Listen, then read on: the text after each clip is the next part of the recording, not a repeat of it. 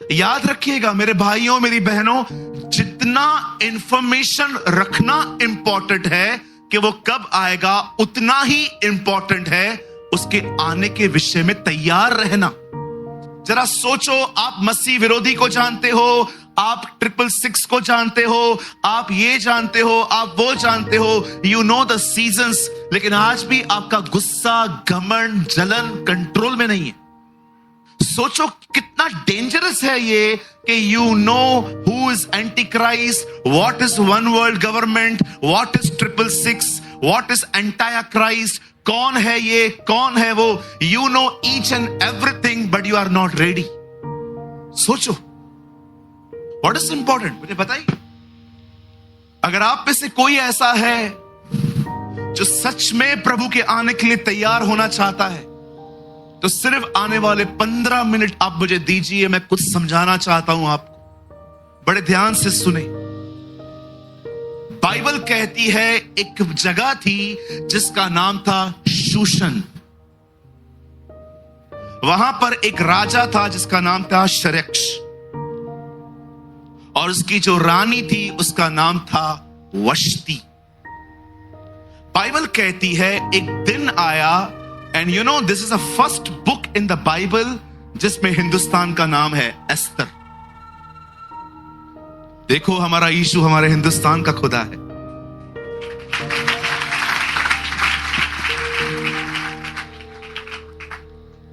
हाँ, कहिए अपने पास वाले से, यीशु मसीह हिंदुस्तान का खुदा है। यस, वो दिल्ली का प्रभु है, वो पंजाब का परमेश्वर है, वो हिमाचल का खुदा है, वो गुजरात का परमेश्वर है, वो मुंबई का परमेश्वर है।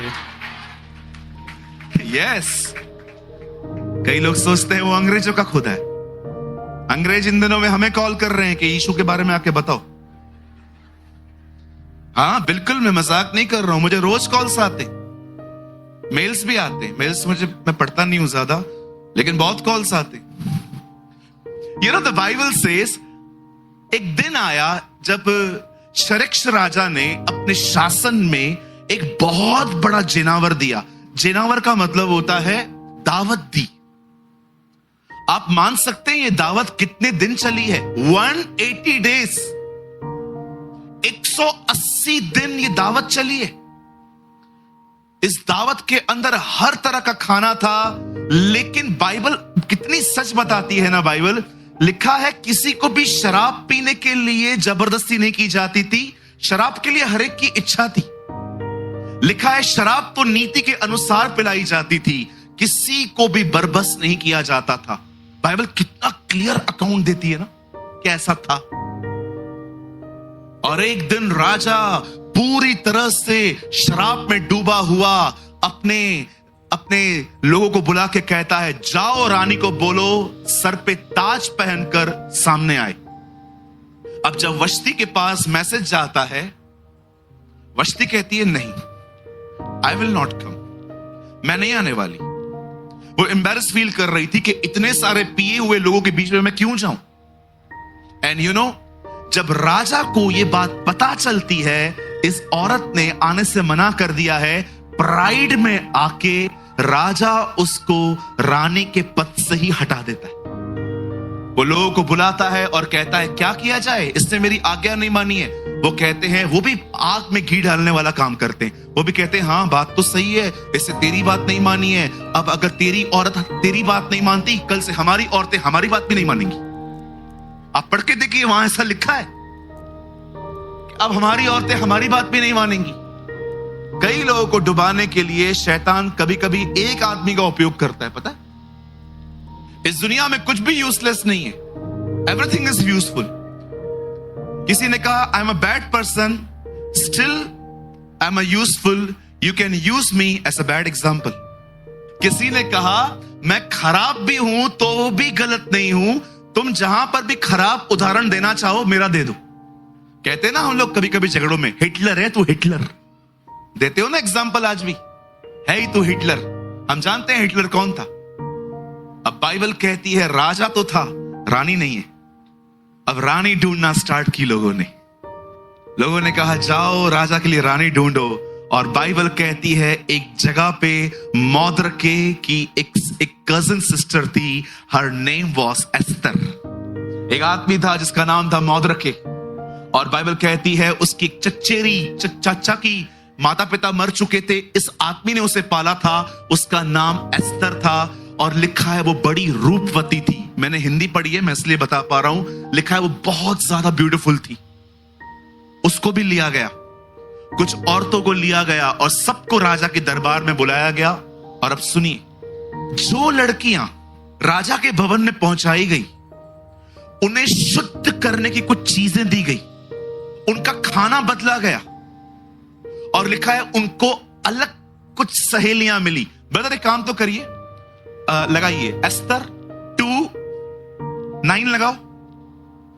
और वह युवती स्त्री उसकी दृष्टि में अच्छी लगी और वह उससे प्रसन्न हुआ और उसने बिना विलंब उसे राजभवन में शुद्ध करने की वस्तुएं, उसका भोजन और उसकी चुनी हुई 7 सहेलियां भी दी, और उसको उसकी सहेलियों के रनवास में सबसे अच्छा रहने का स्थान दिया गया। आइए सामने देखिए, एक रानी चली गई है, उसकी जगह पे कुछ औरतों को बुलाया गया है ताकि उनमें से एक रानी चुनी जाए। और चुनने से पहले देखिए इनकी लाइफ में क्या किया गया है। इन्हें शुद्ध करने की वस्तुएं दी गई हैं, इनका खाना अलग किया गया और इनको सहेलियां मिली हैं। अब बड़े ध्यान से सुनिए, ये जो स्टोरी है ये क्यों है बाइबल के अंदर, मैं आपको बताना चाहता हूं। मैं ये विश्वास करता हूं परमेश्वर एक राजा है, उसे सबसे पहले इजराइल को चुना था, पर इजराइल ने उसकी बात नहीं मानी है, और अब वो एस्तर को चुन रहा है। अब उसने हमें चुना।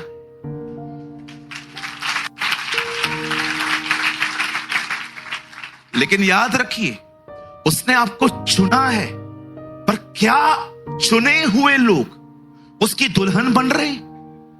अब तक वो रानी नहीं बनी है, उसका चुनाव हुआ है। बुलाए हुए बहुत हैं, चुने हुए बहुत कम है। आप में से हर एक को चुना गया है, पर मैं आपसे पूछना चाहता हूं, जो लोग चुने गए हैं क्या वो उसकी दुल्हन बन रहे हैं कि सिर्फ चुने हुए हैं?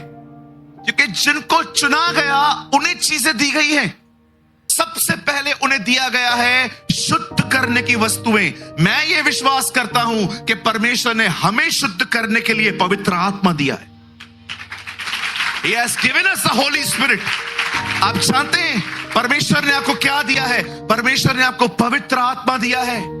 बहुत सारे लोग उसके बारे में कुछ नहीं जानते। मुझे माफ करिए, मैं जब ये स्टेटमेंट कह रहा हूं तो मैं बहुत बोल्डली कह रहा हूं, कुछ लोग उसके बारे में कुछ नहीं जानते। वो फोर्स को पवित्र आत्मा समझते। अगर मैं किसी भाई को खड़ा कर दूं और उसको गिरा दूं, ओ ब्रदर तो ये ताकत है। सर याद रखिए, जो गिरा वो सामर्थ है, पवित्र आत्मा नहीं है। पवित्र आत्मा एक व्यक्ति है, एक ऐसा व्यक्ति जिसके साथ संगति करते करते आप पवित्र हो जाओगे। याद रखिए, वो पवित्र आत्मा है। लिसन टू मी, एक्चुअली किसी को भी पवित्र आत्मा नहीं कह सकते हम, ये आत्मा होता है, आत्मा। पर कभी आपने सोचा है परमेश्वर ने अपने आत्मा को पवित्र आत्मा क्यों कहा है? क्योंकि वो आपको पवित्र करने आया है। उसके बाद लिखा है उनको भोजन दिया गया। मैं विश्वास करता हूं परमेश्वर ने हमें तैयार होने के लिए दूसरी चीज दी है, आपका वचन, भोजन, और तीसरी चीज सहेलियां। मैं विश्वास करता हूं कि परमेश्वर ने तीसरी चीज हमें तैयार होने के लिए दी है, संगति, फेलोशिप। अब मैं आपसे पूछना चाहता हूं, क्या आपकी जिंदगी इन तीनों चीजों के साथ जुड़ी हुई है? अगर आप एक ऐसे व्यक्ति हैं जो सिर्फ परमेश्वर के वचन को मानते हैं लेकिन पवित्र आत्मा के चलन पर विश्वास नहीं करते, आप कभी तैयार नहीं हो सकेंगे। कुछ लोग ऐसे होते हैं जो अगर उनके सामने अगर कोई गिर जाए, कोई उठ जाए या कुछ सुपर नेचुरल हो तो उसको देखते रहते। Why you behave like this? कुछ लोग को लगता है नहीं, टीचिंग जो है ना वो सही होनी चाहिए, पर वे पवित्र आत्मा की मूवमेंट को नकार देते। मुझे आज भी याद है, मैं एक जगह पे प्रचार कर रहा था और जब मैंने प्रचार करना स्टार्ट किया, कुछ लोग पवित्र आत्मा से भर के अन्य भाषाओं में बातें कर रहे थे और कुछ लोग सिर्फ उन्हें देखकर मुंह बना रहे थे, बिकॉज वो बिलीव ही नहीं करते कि पवित्र आत्मा का चलन क्या होता है। वो सोचते हैं सिर्फ वचन ही सब कुछ होता है। जी, वचन और आत्मा दोनों चाहिए। अच्छा, कुछ ऐसे भी होते हैं जो सिर्फ ये सोचते हैं कुछ हो नहीं रहा है, कुछ हो नहीं रहा है, इस कलीसिया में कोई गिरता नहीं है, इस कलीसिया में कोई उठता नहीं है, इस कलीसिया में सिर्फ वचन है और इसीलिए वो सोचते हैं यहां तो कुछ भी नहीं है। आप देख रहे हो हम कितने इम्बैलेंस हैं। मैं परमेश्वर के वचन पर भी विश्वास करता हूं और मैं पवित्र आत्मा के चलन पर भी विश्वास करता हूं। अभी मैंने यहां पर इस कलीसिया में बहुत वचन दिया है। समझो आप किसी और जगह पे जा रहे हो जहां वचन के बाद बहुत सारे काम हो रहे हैं, चमत्कार हो रहे हैं, तो आप क्रिटिसाइज न करें वहां पर किसी को भी, ये क्या हो रहा है, वचन तो है नहीं, सिर्फ ये सब हो रहा है। सुनिए, हमें दोनों की आवश्यकता है। हमें वचन भी चाहिए, हमें पवित्र आत्मा का चलन भी चाहिए। झूठी शिक्षा पता है होती क्या है? What is wrong teaching? झूठी शिक्षा होती है जिसमें पिता और पुत्र और पवित्र आत्मा से एक को निकाल दें वो लोग।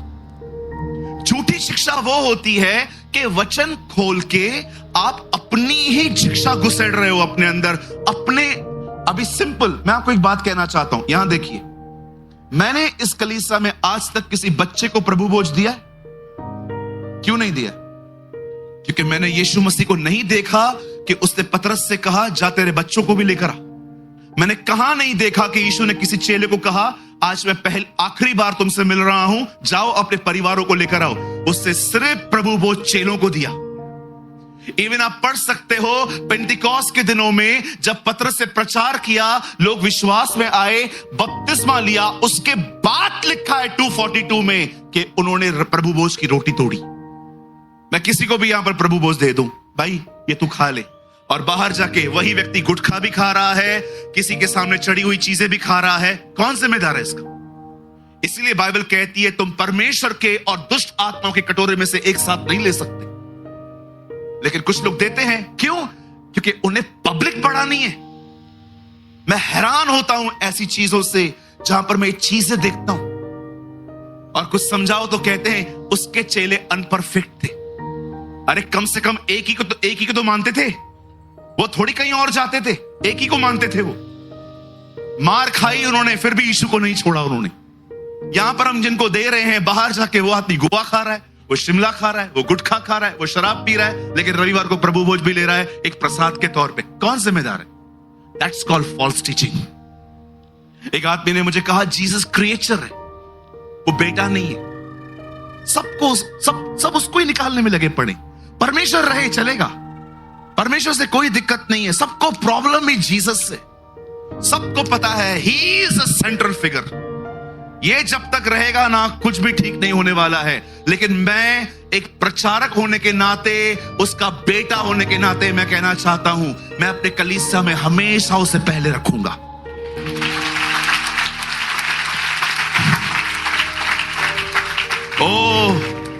मैं आप में से हर एक को कहना चाहता हूं जो इस कैमरा से मुझे देख रहे हैं, उसको निकालने के पीछे लगे पड़े हो। पहले यूहन्ना में लिखा है ये न भूलो उसके नाम पर विश्वास करने से तुम्हारे पाप माफ हुए। स्वर्ग के नीचे मनुष्यों के बीच में और कोई नाम नहीं दिया गया जिसके द्वारा उद्धार हो सके।